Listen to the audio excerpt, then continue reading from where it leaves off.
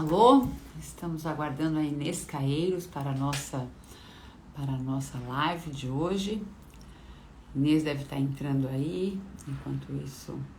Ah lá, Inês entrou. Vamos aguardar ela me solicitar aqui.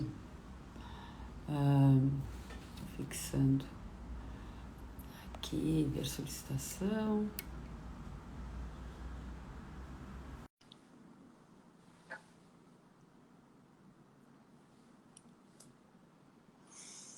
A Inês está conectando, muito bem, que craque! Achei que seria mais difícil, mas cá estamos nós, conseguimos nos conectar, eu aqui, você em Portugal. Muito bem, Olá, Flávia, seja tudo bem? bem-vinda Bom dia ao aí. Elas do Processo. Muito feliz de Obrigada, poder eu é que fazer agradeço. essa live com você. Inês, eu me programei para fazer essa live da seguinte forma, né? Eu não consegui fixar aqui, já a hora que você começar a falar, eu fixo aqui. Mas como a gente vai fazer o tipo de uma entrevista, eu pensei, e a Uhum, gente tem uma hora, um pouquinho menos de uma hora para encerrar, senão a gente não consegue gravar, tá? Então, eu pensei ok. em dividir em duas partes. Primeiro, falando da sua experiência portuguesa, mais especificamente nessa área da desjudicialização, começou em 2003, 2008, depois 2015, mas falando muito mais do seu papel nisso tudo. Considerando, eu já aproveito para fazer, então, falar sobre o currículo da Inês Caeiros, que vem participando ativamente da nossa vida de desjudicialização da execução aqui via PL 6204 de 2019, nos ajudando. Ela já escreveu no Migalhas, ela escreveu aqui, ó, nessa coletânea nossa, ela foi uma das autoras. A Juruá mandou um desconto também, um desconto para o Elas, que chama Elas 20, depois eu vou colocar aqui também, de 20% na aquisição do livro, para quando a gente faz debates com autores, eles mandam isso. E então, Inês, a primeira parte, a minha ideia era poder falar um pouco mais de Portugal e, num segundo momento, falar então do que você já sabe, já conhece, já escreveu a respeito, já fez entrevista a respeito sobre o PL 6204 de 2019 e sempre eu acho que da sua visão até com experiência, né, falando da formação, fiscalização, da imparcialidade, da questão do mandato do advogado. Então, eu queria abrir para você, passar a sua palavra para você, e, e é isso. Aí a gente vai fazendo alguma coisa mais informal, eu vou te perguntando conforme eventualmente surgirem aqui perguntas, mas eu queria que você começasse contando um pouco da experiência portuguesa. Vamos dividir isso, assim, pensando em meia hora, e aí do seu papel, de como foi, e aí depois a gente passa para falar do projeto aqui no Brasil, tá bom? A palavra está com você. Obrigada, Flávia. Mais uma vez, obrigada por esta oportunidade.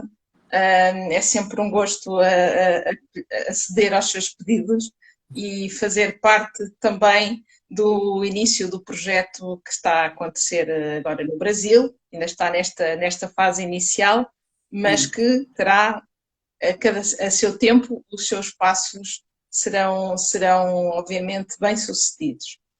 Deus te Da parte ouça. daqui, da parte aqui deste lado do Atlântico, o que é que eu posso dizer? Posso dizer que todo este processo que o Brasil está a iniciar já se passou aqui em Portugal há cerca de 20 anos.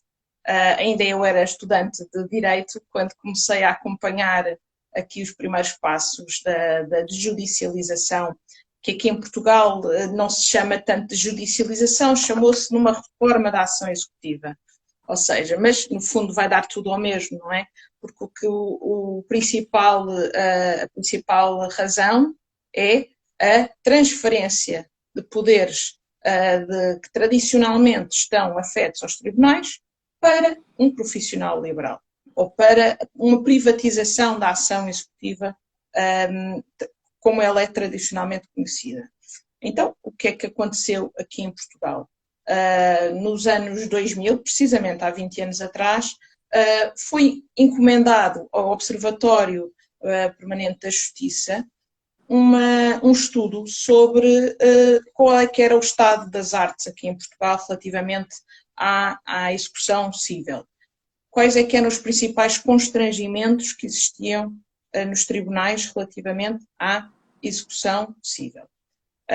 E as principais conclusões que resultaram desse estudo foram precisamente que havia um número muito insuficiente de oficiais de justiça para o desempenho das funções no âmbito da execução que corria nos tribunais. Essa primeira conclusão foi a justiça que evidente. seriam contratados, né? Contratados pelo Estado, contratados pelo Poder Sim, Judiciário. oficiais de justiça, funcionários públicos, que são, não sei como é que se chama no Brasil, mas Oficial seriam de Justiça. Oficial de Justiça. Também. É igual. Seriam quem levava a cabo os atos mais administrativos na Secretaria do Tribunal. Ainda hoje existem, para o desempenho de outras funções, noutro tipo de processos. Ou pelo menos neste tipo de processos de execução civil são em número muito mais reduzido. Outra principal conclusão que resultou desse estudo era que, exatamente porque a execução civil era tramitada nos tribunais, a principal tarefa do juiz, que era desempenhada pelos juízes, tinha um caráter de diminuta relevância jurisdicional. Ou seja, o juiz de execução era demasiado onerado com a prática de atos que não tinham a relevância que se poderá chamar daquilo que é a função jurisdicional de um juiz. Ou seja, levavam demasiado tempo ou estavam demasiado onerados com a prática de funções de prolação de despacho, de ordenar a citação, ou prolação de despacho a ordenar a prática de um determinado ato ao funcionário de justiça.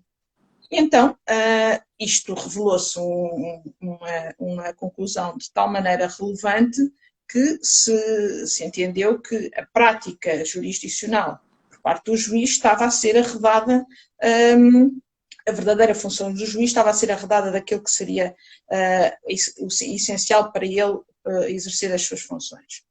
E, portanto, a par de outras experiências que se foram conhecendo internacionais relativamente à desjudicialização da ação civil, que tinha a ver com o país mais relevante nesta matéria era a França, assim como paralelamente a Bélgica, e então houve um estudo de direito comparado, levado a cabo pelo governo português, que começou-se a estudar então a desjudicialização da ação executiva, criando a figura fulcral do solicitador de execução.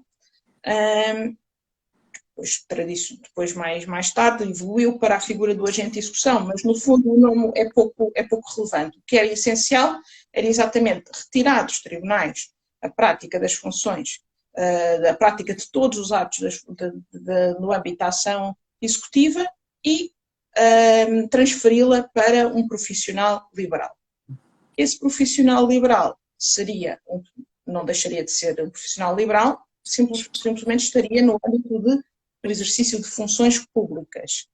Isto faria toda a diferença, porque o Estado é o garante, ainda assim, da legalidade, não pode demitir-se das suas funções e pode, no entanto, delegar, de certa maneira, as suas funções, mas incumbir um outro profissional que, nas vestes de oficial público para o exercício daquelas funções, terá os mesmos poderes que teria, na altura, um funcionário público, dito o oficial de justiça.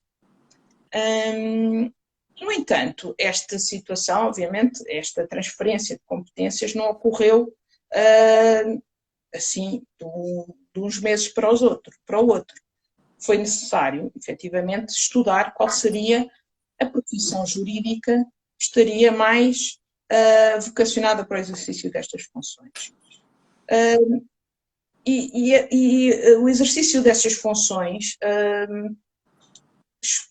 pensou-se na altura se seria necessária a criação de uma nova figura numa nova profissão, ou se valeria a pena capacitar alguma das profissões jurídicas já existentes no mercado. As tradicionais, o advogado, o tradicional solicitador, que eu não tenho a certeza se existe no Brasil, mas que não deixa de ser uma profissão jurídica, são profissionais do foro jurídico. Só para introduzir aqui para as pessoas que estão nos acompanhando, ele seria uma pessoa equivalente ao nosso... como é que se fala? Me veio na cabeça. É o nosso despachante. Pessoa que hoje quase não se utiliza, mas é aquela pessoa que vai ao fórum, vai à prefeitura, resolver pendências em geral. É a figura mais parecida ao que a gente tem de despachante. Exato, pronto, então é muito parecido, porque o solicitador, apesar de ter competências também de mandato judicial relativas aqui em Portugal, as principais funções de um solicitador é exatamente de deslocar-se a uma conservatória, efetuar registros, nas finanças tratar de assuntos que sejam relacionados com o pagamento de impostos, ou reclamação de algum ato das funções atinentes à Fazenda Nacional, aqui à autoridade tributária. Portanto, são questões muito pragmáticas e muito burocráticas, da maior parte das vezes, que se assemelhavam mais depressa com as do funcionário judicial. Acrescido o facto de que havia solicitadores já na altura, já há 20 anos atrás, que já tinham esta dinâmica de mandato judicial para questões não demasiado elaboradas. Uma volta menor, né? Um valor mais baixo. Os nossos juizados especiais cíveis. E, portanto, a opção legislativa foi exatamente essa, atribuir ou capacitar estes profissionais do conhecimento jurídico adequado às funções que seriam então depois adstritas ao agente de execução. E esta capacitação julgo eu, no meu entendimento, e passados estes 20 anos, continuo a achar que é a principal, ou melhor, a chave, pode ser uma das chaves do sucesso para a implementação de uma desjudicialização. Porque nós podemos considerar, à partida, que existem profissionais do foro que estarão mais capacitados para o exercício desta função do que outros. É legítimo pensarmos assim, por todas as experiências jurídicas que vamos tendo cada vez que contracenamos com estes profissionais, quer sejam advogados, quer sejam solicitadores, quer sejam até notários, ou em Portugal, tabeliões, e no Brasil, tabeliões de protesto. Eu julgo que é uma questão que pode ser facilmente dirimida, ou seja, não é por ser um agente de execução, ser previamente advogado, ou solicitador, ou notário, ou tabelião de protesto, que está à partida mais capacitado para o exercício de funções. Não. Temos que pensar, ou pelo menos eu assim penso, que deve ter haver aqui uma espécie de tábua rasa daquilo que são as funções anteriormente exercidas. Obviamente que a experiência profissional faz todo sentido e pode fazer a diferença, mas o exercício destas funções são totalmente distintas do que é a função de um agente de execução, do que é um advogado, do que é um solicitador, do que é um notário, porque qualquer uma destas profissões, naturalmente tem o exercício de uma certa parcialidade, porque estamos em representação de alguém. Tirando a do notário, mas estamos no exercício de... Alguém nos mandatou para zelarmos pelos interesses deles. As funções de agente de execução não são exercidas em função de um mandato. Essa é, por vezes, uma das principais confusões, às vezes, originadas exatamente por esta experiência anterior de exercício de funções profissionais, que é uma das críticas principalmente apontadas. Eu julgo que é necessário haver, como falei há pouco, uma tábua rasa daquilo que são o exercício das funções anteriormente desempenhadas. Portanto, a formação é essencial, é essencial capacitar estes novos profissionais de uma formação específica para a função, não só jurídica, mas principalmente de gestão processual, de gestão contabilística e associada ao tipo de processo que estamos a lidar. Estamos a lidar com recuperação de créditos. Portanto, é essencial que se perceba que existe uma contabilidade própria do processo. É essencial haver também competências e desenvolvimento de competências de gestão empresarial. Uma secretaria de um tribunal pode não ser vocacionada para a empresa, mas a gestão de um escritório, de um advogado, de um solicitador e de um agente de execução tem componentes próprias para o exercício da função. E é preciso, acima de tudo, haver um grande enfoque na ética profissional, naquilo que é expectável que sejam os padrões éticos desta profissão. Exatamente como é necessário para o desempenho da função de um advogado e de um solicitador exigir-se o cumprimento de regras éticas, e estamos a falar de profissionais que, como disse há pouco, estão no desempenho da representação do interesse do seu cliente, o agente de execução está, ou pelo menos é exigido, dentro de todas as melhores práticas internacionais, que em qualquer adoção deste tipo de modelo, que seja um agente de execução, que seja um profissional isento e imparcial no exercício das suas funções. E só com elevados padrões éticos é que se poderá alcançar um agente de execução isento e imparcial no exercício das suas funções, em cada momento da sua atividade, seja no início, seja enquanto está a pesquisar bens da titularidade do executado, não pode atropelar, obviamente, os seus direitos fundamentais, tem que respeitar o cumprimento dos prazos judiciais do exercício do contraditório, a que o executado, felizmente, em qualquer Estado de Direito, está salvaguardado. Tem que haver a oportunidade do próprio executado também colocar em causa as próprias decisões do agente de execução, poder reclamar para o juiz da execução de qualquer ato que tenha sido praticado pelo próprio agente de execução, e aqui haver, assim, o equilíbrio do sistema. O que é que eu quero dizer com isto? É essencial, em qualquer reforma da ação executiva, em que se introduza esta figura do agente de execução, que exista uma clara definição de papéis daquilo que é o agente de execução, quais são as funções do agente de execução, quais são as funções do juiz. Porque numa reforma da ação executiva, seja ela pela via que está a ser projetada agora no Brasil ou de todas aquelas que eu conheço, o que pode bloquear no sucesso ou não desta reforma poderá ser a indefinição de qual é que é o momento, quais são os limites das funções de um e de outro. O agente de execução não se substitui ao juiz, não, ele fica com competências próprias. O juiz manterá as suas competências próprias no que se refere àquilo que é a reserva jurisdicional da sua função. Tudo o que sejam questões para dirimir conflitos, resolver problemas próprios invocados pelas partes, que seja a dirimir, obviamente levem à necessidade de dirimir o conflito entre exequente e executado, ou entre exequente e agente de execução, ou entre executado e agente de execução. Quer sejam a própria reclamação de créditos de um determinado credor sobre um bem que foi penhorado pelo agente de execução pertencente ao executado. Quer seja a própria graduação de créditos que esteja em causa. Tudo isso são funções da tutela jurisdicional. E aí, desde que isso fique claramente salvaguardado, desde o início, a quando da definição legal e regulamentar daquilo que são as funções de um e de outro, eu tenho a certeza que o sucesso é garantido.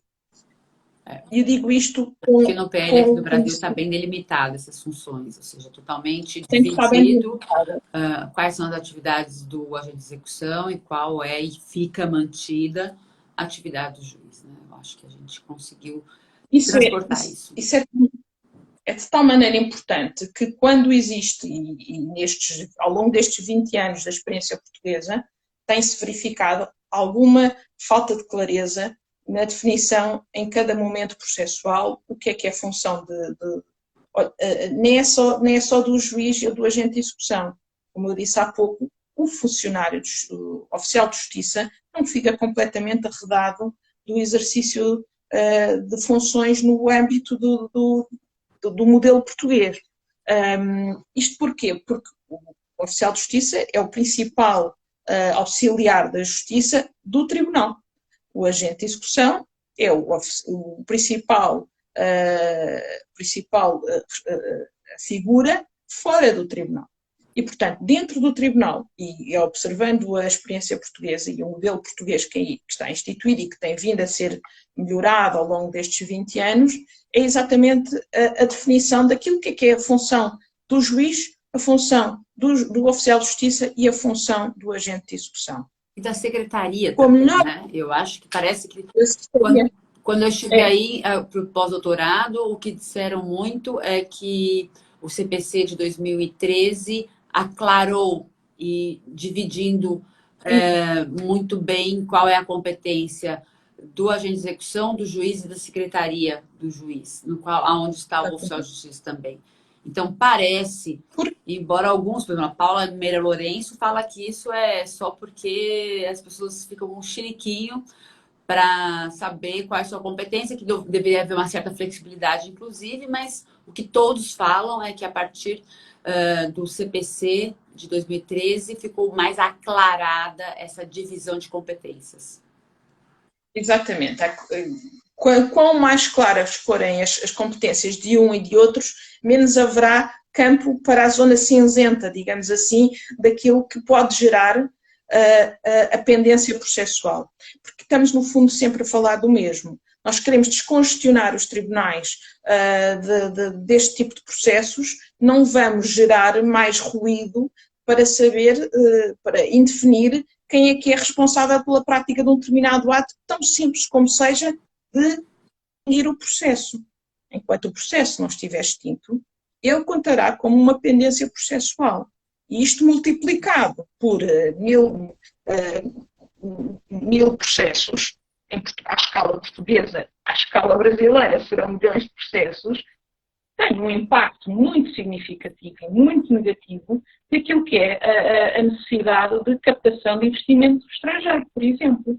E aquilo que é um país no que pode significar uma própria descredibilização da justiça. E, portanto, estas pequenas, podem parecer pequenos pormenores, mas à escala de um...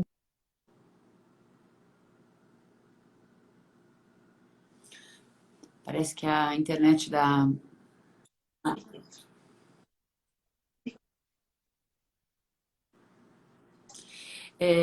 Inês, tem uma pergunta aqui, é uma pergunta capciosa, porque a gente evita falar um pouco sobre isso, dizendo que o agente de execução só realiza atividades burocráticas e tal, mas eu tenho entendimento, e eu recentemente estava lendo aqui Rui Pinto e também Teixeira de Souza, e eles têm um entendimento já de que com essa partilha de competências, o agente de execução realiza sim atividade jurisdicional, na medida em que ele toma decisões no processo. Queria saber de você, porque aqui a professora Lucélia Sena faz essa pergunta, se ainda que fora do Poder Judiciário, embora não seja bem assim, né? Não é bem fora do Poder Judiciário, eles estão em distribuição de competências em Portugal, né? Então ela pergunta se o agente de execução exerce atividade jurisdicional, na sua opinião. É uma pergunta que a gente tem aqui. O que você acha? Olha, eu vou lhe dizer, eu acho que houve um momento em que se pode entender que sim, que houve competências jurisdicionais, ou um bocadinho além das jurisdicionais do agente de execução. Como eu disse há pouco, estes 20 anos têm sido uma evolução. Logo em 2003, que foi quando se iniciou a reforma da ação executiva, o agente de execução não tinha competências dessa natureza. Digamos que o agente de execução aguardava todas as instruções, neste caso dos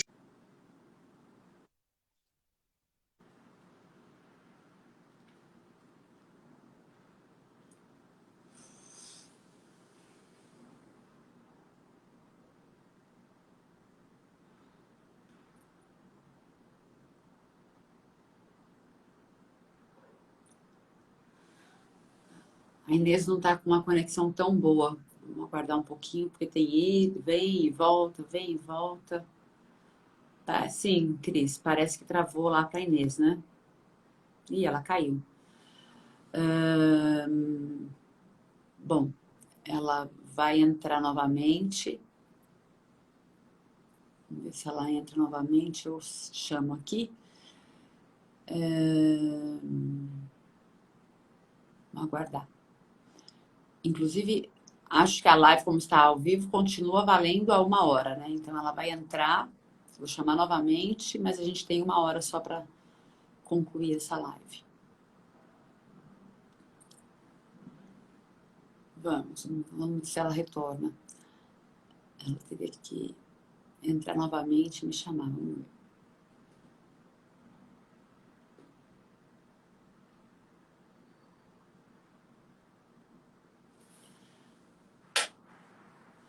Bom, gente, vou aproveitar que ela, enquanto ela está aí, para dizer o seguinte: eu queria convidar todos a lá para que leiam e acompanhem o PL 6204/2019. Eu participei da comissão de elaboração do PL. O PL é fruto da minha tese de doutorado, hoje publicada na Juruá, e também a coletânea. Estão a ouvir agora? Sim, sim, só estou dando aqui um recadinho. Que então, lembrando que a Inês participou junto comigo, tá? Dessa coletânea aqui da Juruá, que hoje está dando um desconto para o Elas, Elas 20. Vai até o finalzinho desse mês, para quem quiser conhecer aí essa coletânea da qual a Inês participou. Então, vamos retomar aqui. Inês, você deve ter tido um probleminha de conexão e voltou. Você já me ouve?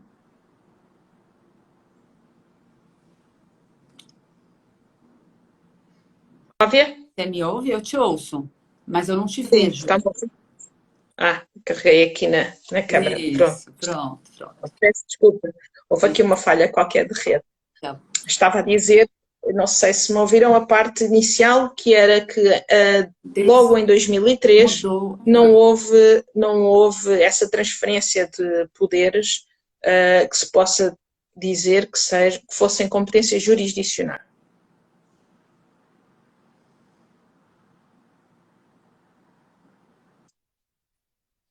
Em 2009, com uma espécie de reforma da ação executiva, segunda reforma da ação executiva. Houve aí sim uma divisão de competências mais assertiva daquilo que eram competências anteriormente atribuídas ao juiz, que passaram então para o agente de execução. Essas competências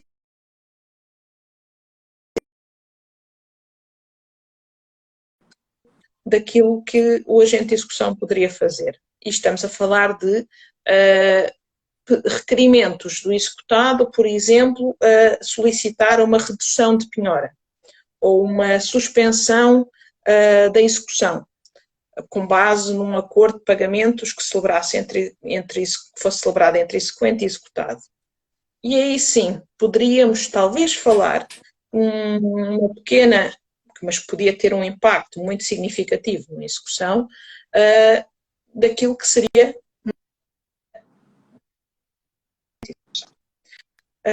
surgiram críticas, naturalmente, na experiência portuguesa relativamente a essa opção legislativa. E podemos dizer que, se calhar, desenvolvidos estes anos todos, podemos dizer que, se calhar, ainda não era o momento mais pertinente para tomar uma decisão, ou pelo menos conferir esse tipo de poderes aos agentes de execução.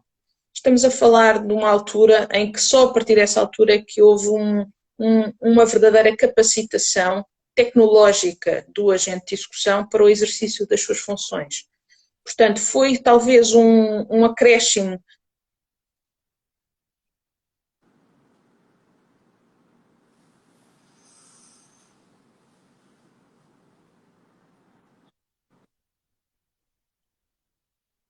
reformas têm que ser olhadas com o máximo cuidado. Ou melhor, tem que se estudar e fazer uma avaliação de impacto oportuno para a conferência deste tipo de poderes. Isto para dizer que, permitindo-se que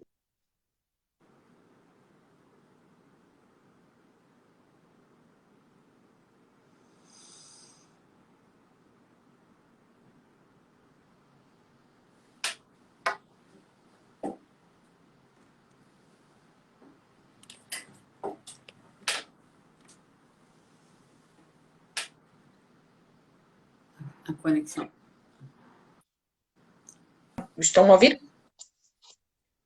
A sua conexão não está, acho que não está muito. A sua conexão está indo e vindo, indo e vindo. Então, às vezes, fica meio truncadinha a sua fala. Mas pelo que eu pude entender aqui, você disse que levou um tempo, foram várias reformas e que ao longo desse tempo houve uma capacitação dos agentes de execução para que então hoje eles possam e sejam como eu os vejo, já capacitados a, por exemplo, a discutir ou responder a um pedido de, por exemplo, diminuição da penhora. É isso? O que eu estava a dizer era que houve uma antecipação dessas competências em 2009, houve efetivamente uma atribuição de competências dessa natureza que se podem assemelhar com o que é o exercício da função jurisdicional e que se chegou mais, foram apontadas críticas, de que talvez os agentes de execução à data não estivessem devidamente capacitados para o exercício dessas funções, por ter, na altura, sido o momento em que começaram a ter acesso a verdadeiras ferramentas tecnológicas para o exercício da função. Portanto, foi se calhar um passo demasiado à frente, à data, para que essas funções fossem acolhidas por estes profissionais.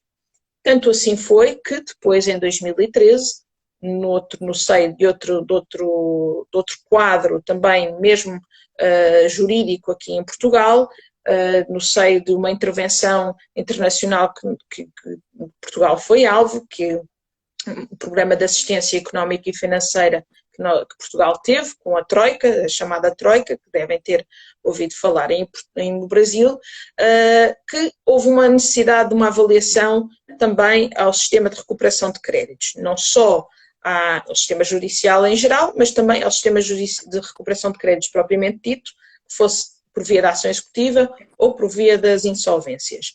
E uma das recomendações que foi feita pela Troika na altura é que seria que esse regressar, pelo menos de competências, à esfera jurídica do juiz. E assim foi. Em 2013, essas competências, outrora de decisão sobre redução de penhora, decisão sobre suspensão da execução por via de um acordo de pagamentos em prestações entre exequente e executado, regressasse novamente à esfera do juiz. E devo dizer que, se calhar, até a grande maioria dos agentes de execução preferiu que assim fosse. Assim, ficava perfeitamente delineado e mais especificado, mais clarificado quais é que eram as funções de agente de execução e as funções do juiz de execução. Isso originaria depois uma outra discussão, a nível daquilo que pode ser entendido que se um agente de execução deve ou não ser um mediador no âmbito da ação executiva. É uma discussão que... E nesse precisa voltar aí, o segundo... porque o agente de execução poderá estar mais próximo da realidade... Você precisa voltar um pouquinho para dizer para a gente qual é o segundo ponto. Não ouvi? Não ouvimos. Aí você e há um segundo ponto. E aí a gente não te ouviu. Poderá estar mais próximo daquilo que é a realidade patrimonial do executado e poderá facilitar aqui um encontro de vontades, um entendimento entre as partes. Não é visto atualmente assim aqui em Portugal, mas, pelo menos formalmente, mas não obsta a que o agente de execução procure um entendimento entre as partes. O equilíbrio do sistema permite apenas é que esse encontro de vontades seja depois decidido pelo juiz. Só o juiz é que poderá então decidir ou homologar um acordo de pagamento de prestações eventualmente ocorrido entre exequente e executado. Isso foi muito curioso, né? Porque foi um regresso. Em 2013 houve um Exato. regresso das competências, né? Para que se evitasse ou se parasse de vez essa discussão sobre o que é constitucional, não é constitucional, se está ultrapassando a jurisdição ou não. Mas, de qualquer forma, esse é um entendimento ainda aí em Portugal. Por exemplo, eu estou aqui com essa tora aqui do Rui Pinto, esse livro aqui aberto, que ele fala justamente que o CPC ele veio para superar as discussões havidas sobre a constitucionalidade dos atos, né? Só que ele fala... deixa eu ver. Então, eu tirei uma foto disso aqui. Vocês vão guardar do agente de execução, decisões... Não, talvez aqui. Aqui. Ele fala o seguinte: por outro lado, pensávamos que não era decisivo, que não era decisivo ou decisório, né, em português, que os despachos do agente de execução implicassem a produção de juízos de direito e mesmo juízos probatórios, pois esses elementos não são exclusivos da função jurisdicional. Basta atentar nos semelhantes juízos que um notário ou um conservador, com base em prova documental, tem que produzir para decidir requerimentos de ato registral ou notarial. Então, isso só para dizer que a minha opinião a respeito é de que esses atos, essas decisões, elas têm um caráter diminuto. São despachos e decisões sem uma profunda carga cognitiva. E que, então... existe todo um preconceito em dizer que o agente de execução, o notário, o tabelião, que eles possam exercer uma parcela da atividade jurisdicional. Mas aí a gente já está entrando, avançando, o nosso tempo está correndo e a gente podia falar um pouco mais agora sobre o que você conhece aí do nosso PL 6204/2019. Você já escreveu aqui, conhece um pouco dos dados do CNJ, você conhece também o nosso PL, que eu sei que você já leu, porque você já fez artigos a respeito. Então, acho que a gente podia tentar transplantar um pouco dessa experiência sua grande experiência, aqui para o Brasil. A gente tem mais 15 minutinhos, 20 minutinhos estourando para falar. Então... Quem sabe você pudesse dar trazer um pouco dessa. Eu estou realmente aqui, eu vi também com alguns cortes. Você também me ouve com alguns cortes? Também estou a ouvir com cortes. Ouço, agora ouço. Concretamente, daquilo que eu conheço do vosso PL, é exatamente o sentimento que eu tenho. Se regressar 20 anos atrás aqui no nosso país. Nota-se que, à escala brasileira, naturalmente, que algo tem que ser feito, não é? Algo tem que ser feito para dar resposta àquilo que é o congestionamento brutal que existe nos tribunais brasileiros, no sistema judiciário brasileiro, relativamente à execução civil. Dos dados a que eu tive acesso, não é? Não só aqueles que estão transpostos no...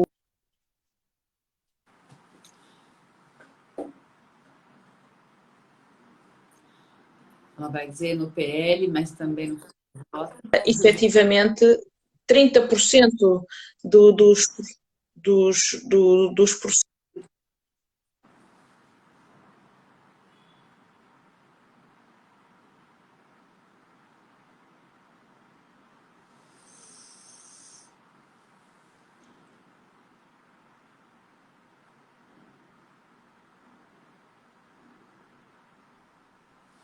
Tá caindo muito.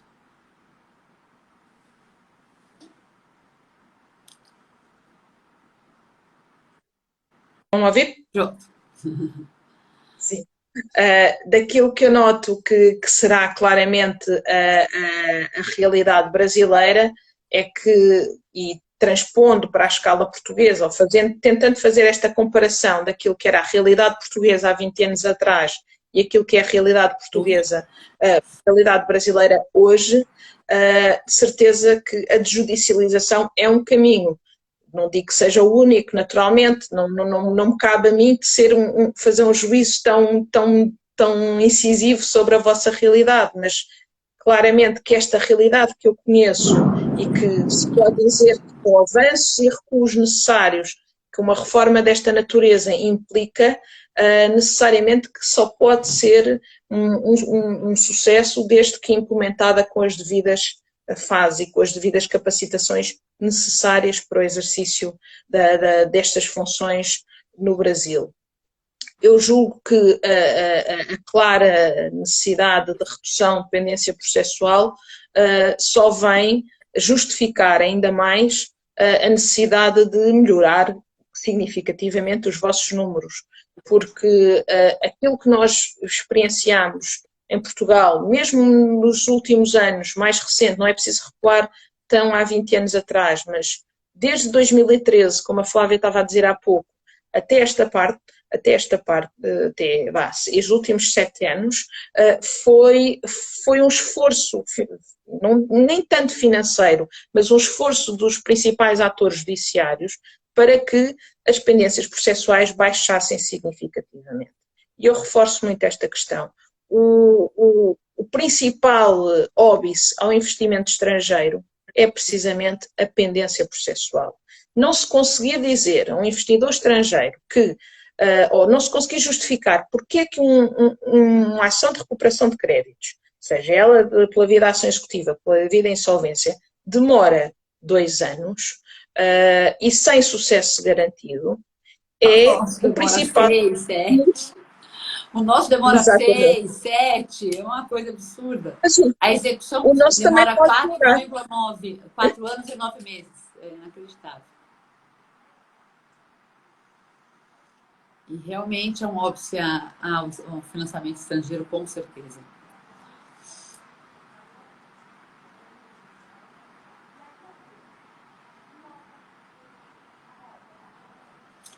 Bom, pode falar. É efetivamente o mais difícil de justificar a um investidor estrangeiro que nada conheça do ordenamento jurídico português. E o mesmo se deve passar no Brasil.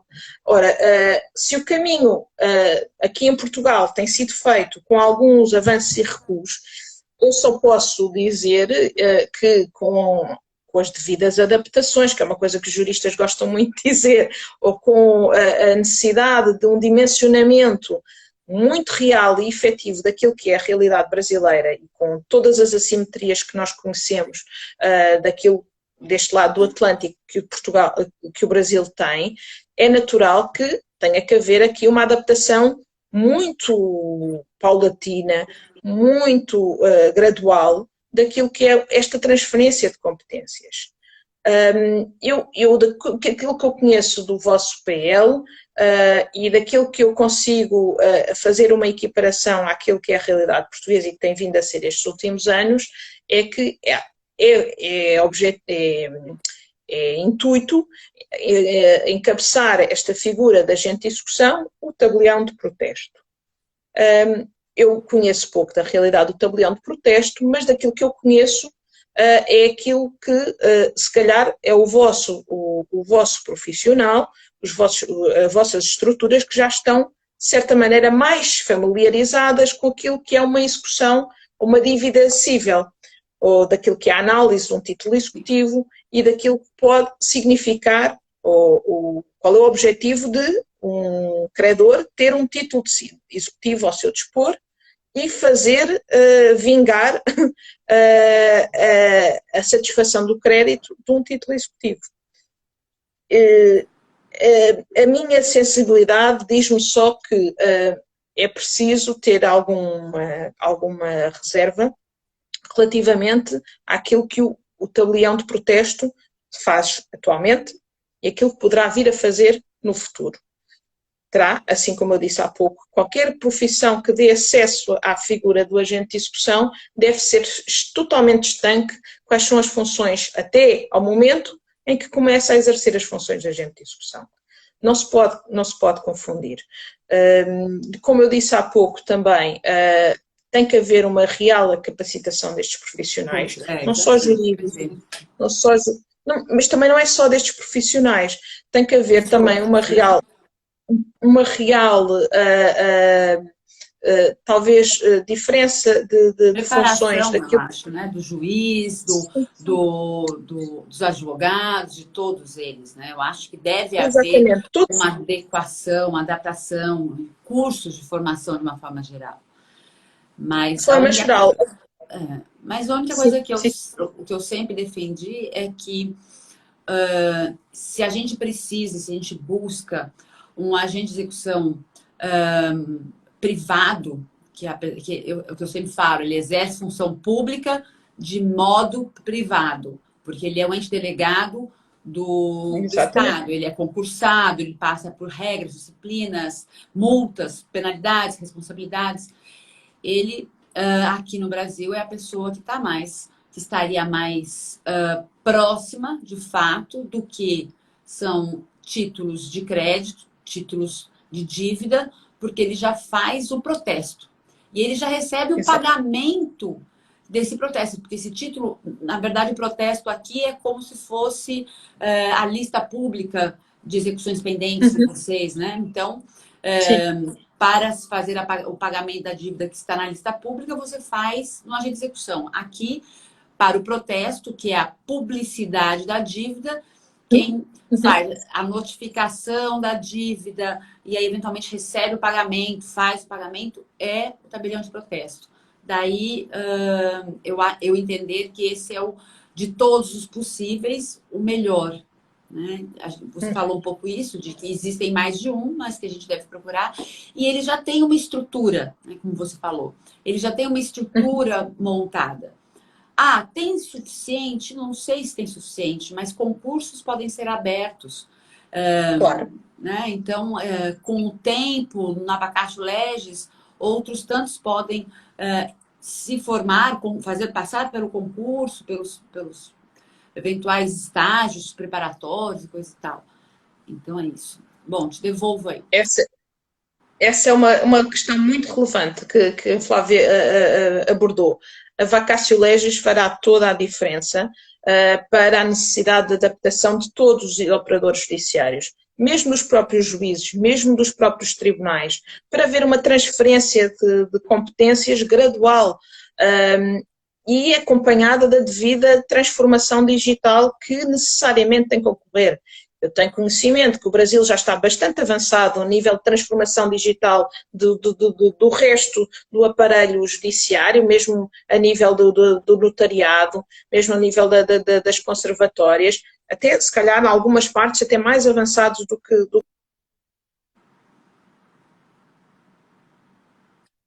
fará todo sentido e será complementar a todo o esforço que estes últimos anos têm sido empregues no vosso sistema judicial no seu todo, falando no universo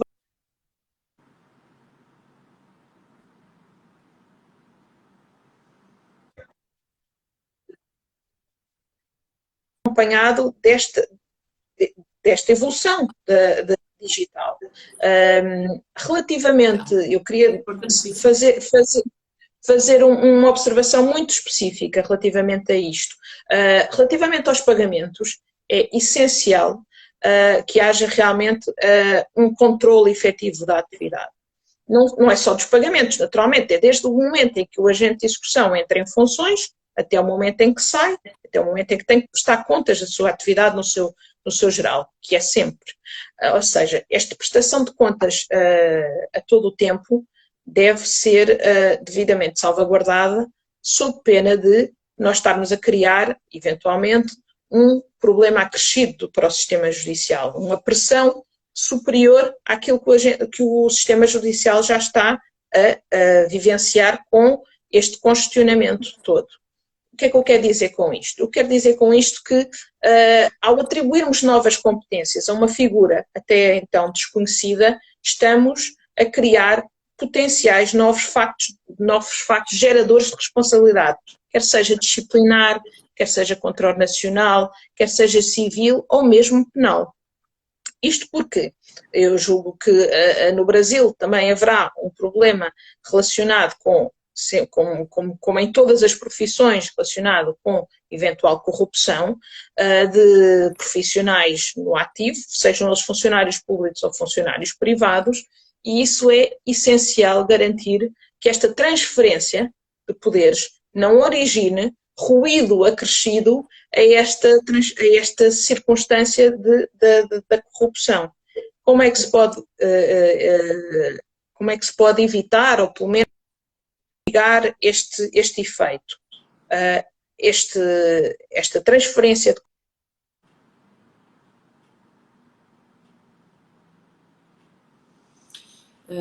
bom, enquanto a gente aguarda ali, eu vou deixar aqui a minha opinião a respeito.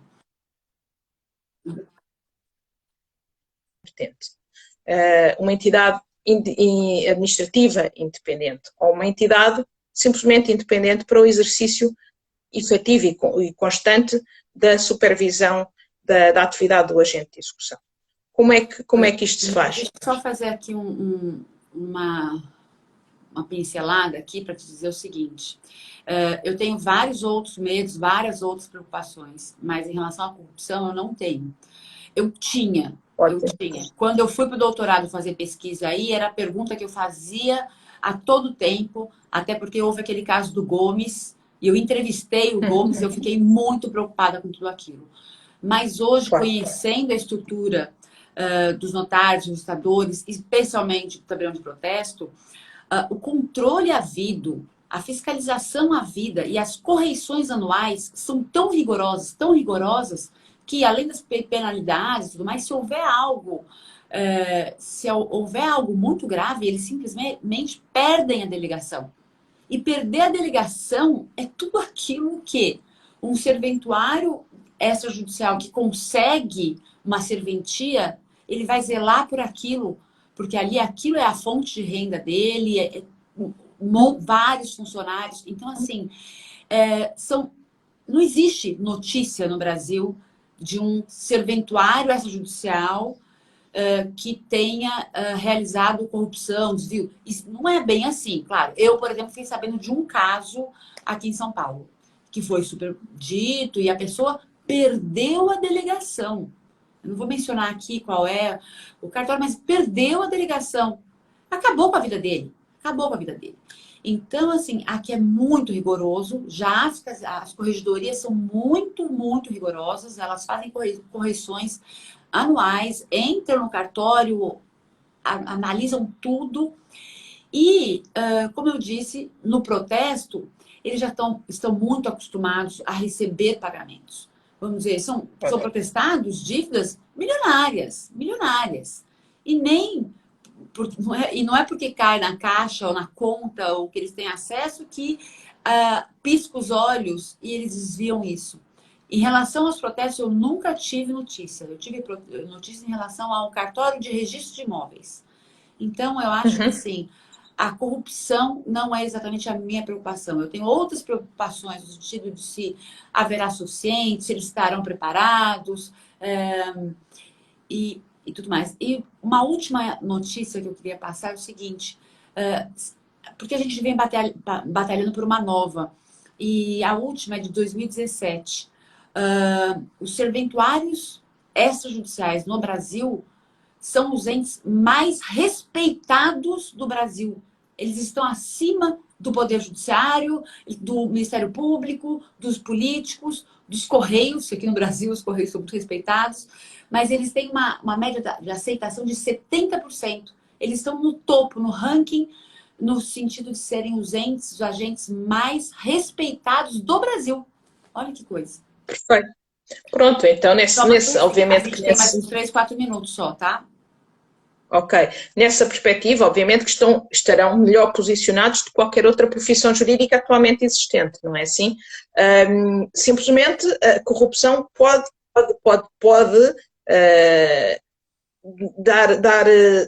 dar o cunho de insucesso de uma determinada reforma nesta medida. Essa é uma preocupação que eu tenho sempre e continuo a ter, porque cá também existe a possibilidade de ser cancelada a inscrição, ser expulso da profissão. Não é um procedimento automático, naturalmente, mas isso não impede que possa vir a ter responsabilidades criminais, naturalmente.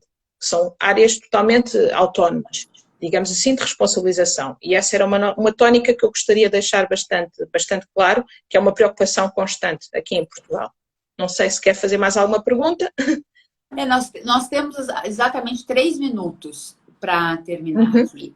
Então, eu acho que não dá tempo mais de fazer uma pergunta e uma resposta. Então, eu acho que a gente eu podia te facultar aí para falar 3 minutinhos sobre o que você quiser, sobre como for, porque são 3 minutos, eu tenho que encerrar para poder salvar o vídeo para ele ficar gravado. Se passar de uma hora, então, eu perco. Muito rapidamente. Acho que é exatamente esta a tónica que eu queria deixar.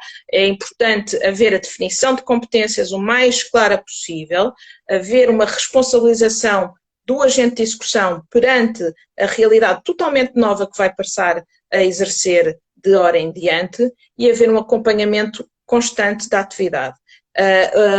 O ser balizado, o comportamento devido e quais são as consequências do seu comportamento indevido, quer seja disciplinar, quer seja contra o nacional, ou civil e penal, ser a partir do momento que entra na profissão até o momento em que sai voluntariamente ou porque viu serem ocorridas estas consequências do seu comportamento desviante.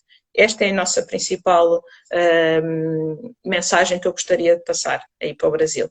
Obrigada. Bom, obrigada, Inês Caeiros, que agora ela saiu do órgão, como diretora de disciplina, ela passou a ser assessora jurídica de toda a CAAGE. A CAAGE é o órgão de controle externo dos agentes de execução. Comissão para auxílio dos agentes judiciários. Auxiliares da Justiça, ou seja, é o controle externo. Então, ela está na CAAGE desde 2014, não é isso? E antes Sim, anteriormente. Anteriormente, ela já tinha participado da primeira comissão, que era a CPE. Ela ficou lá também por bastante tempo. Então, a Inês tem aí uma grande bagagem em termos de disciplina, de formação do agente de execução. E ela conhece muito os bastidores de como foi toda essa transformação. Então, por isso que eu quis trazê-la aqui para apresentar um pouco da realidade, das preocupações, e ela insistiu bastante na formação, na disciplina, no controle, que eu acho que isso é realmente fundamental para o sucesso do SPL. E mais do que isso também, a informatização e a reunião da base de dados hoje existente para a procura de bens. A procura de bens, tudo isso, InfoJude, RenaJude, SeraJude, devem estar todos reunidos numa plataforma única, e isso a gente precisa do CNJ para nos ajudar. Mas eu queria agradecer muitíssimo, foi uma delícia, foi muito bom conversar com você, Inês, muito obrigada por mais uma participação aqui no Brasil. Eu é que agradeço. Um beijo grande e eu vou encerrar aqui para poder salvar. Um beijo. Obrigada, Flávia. Obrigada a todos. Obrigada. Até à próxima. Com licença.